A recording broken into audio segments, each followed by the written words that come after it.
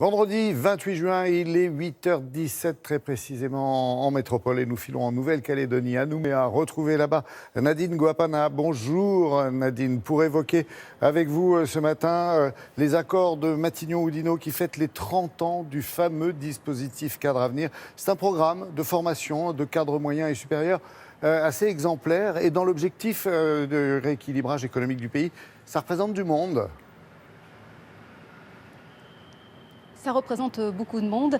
Cadre Avenir est un programme, vous l'avez dit, de formation professionnelle. Il s'inscrit dans une démarche de discrimination positive née il y a 30 ans.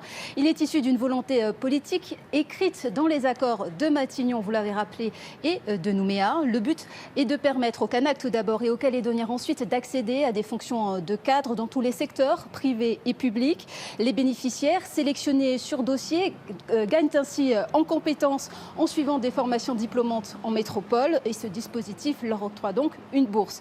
C'est en 1989 que la première promotion de stagiaires est envoyée en France métropolitaine et depuis 2015, les bénéficiaires sont majoritairement des femmes. Rencontre avec l'une d'entre elles dans ce reportage de Thérèse Voya et Charoyane.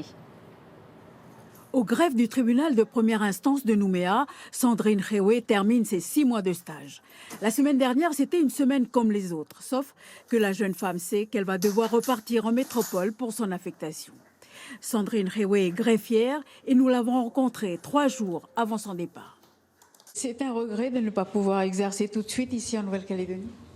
Oui, c'est vrai qu'on a un petit regret parce on quitte quand même notre pays d'origine pour pouvoir aller faire des études dans l'espoir de revenir travailler ici directement après les études. Mais après, on s'y fait et puis je me dis que cette expérience à l'extérieur, même dans d'autres juridictions, ça va être très formateur pour moi. Avant de sortir diplômée de l'École nationale des greffes de Dijon, la jeune femme originaire de Lifou a dû passer par la case reprise des études en métropole, puis prépa et ensuite concours. Former des cadres s'inscrit dans un dispositif de rééquilibrage instauré en 1988 par les accords de Matignon-Oudinot. La première promotion 400 cadres date de 1989. À cette époque, la discrimination positive était diversement perçue. Quand je suis revenu, il y avait cette espèce de suspicion. Est-ce que les diplômes n'ont pas été donnés? Est-ce que c'est des vrais diplômes, tout ça, etc. Et nous, on est arrivés dans cette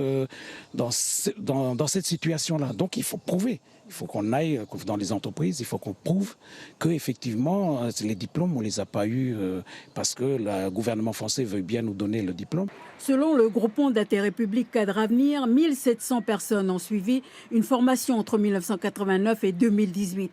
Les 3/4 sont d'origine kanak. Près de 80% des parcours se sont conclus par une réussite, dont plus de la moitié qui a intégré le secteur public. Et Nadine, 30 ans après, quelles sont aujourd'hui les perspectives de ce programme ?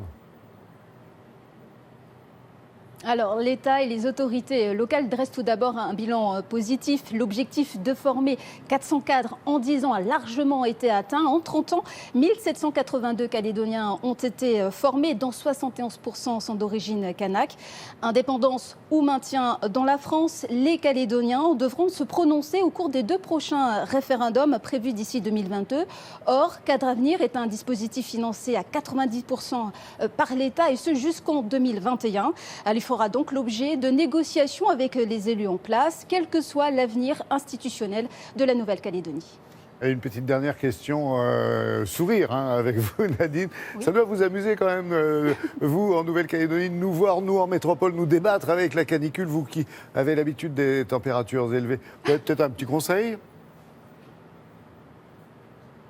Eh bien, j'espère qu'en voyant ces images ici, nous, l'hémisphère sud, c'est ce qu'on appelle l'hiver. Alors j'espère que par ce direct, nous vous envoyons un peu de fraîcheur et notre sourire vous accompagne dans cette période.